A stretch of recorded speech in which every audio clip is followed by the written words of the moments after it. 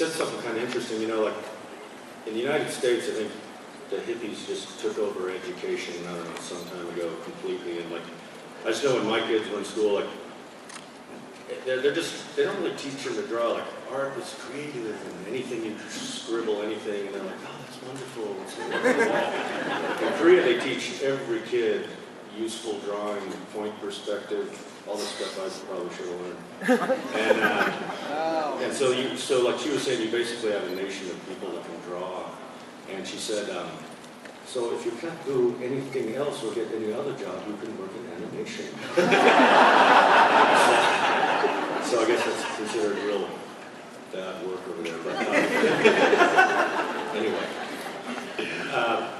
Before we came up, we were talking about the side characters a little, and then they called us up, and you were telling me...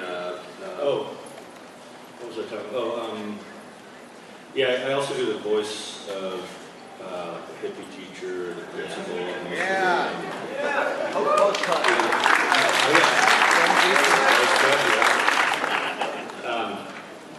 Yeah, I was starting to tell them about when I was a musician, actually we played in that band, we were sponsored by Miller Genuine Draft. This guy, Anson Thunderbird, and when on these long bus rides, this was back when the CD was kind of important to the trucker. I think it still is.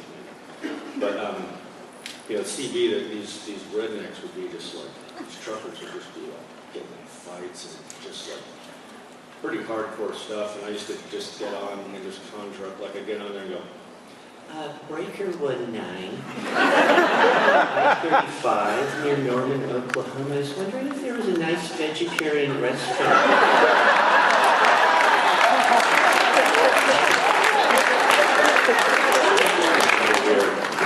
Bush, buddy. But yeah, so I just, I used to do that on the CB all the time.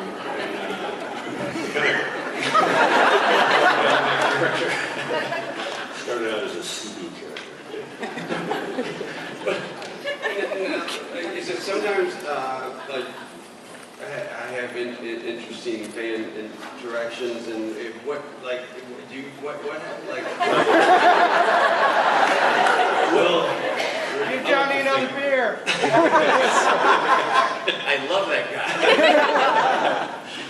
I like to think my fans are intelligent. Actually, I think most of them were. Except every now and then, back in the day when I was like getting a lot of heat from Beavis and Butt-Head made a lot of people angry, needless to say. And got a lot of heat, especially in the press, and so I was very careful to go, you know, satire and this and that. But there's a guy once who, I guess he knew an intern, and he somehow made his way into my office, and he just started, like, couldn't shake my hand enough. He was just going, man, I got so much respect for what you do, man. And he lived like right by where I was living, north of Dallas. He goes, man, I used to work at that McDonald's, man. You know, there'd be all that dead grass out there. We take the oil out of the fryers, throw it down on there, and set it on fire, man. And,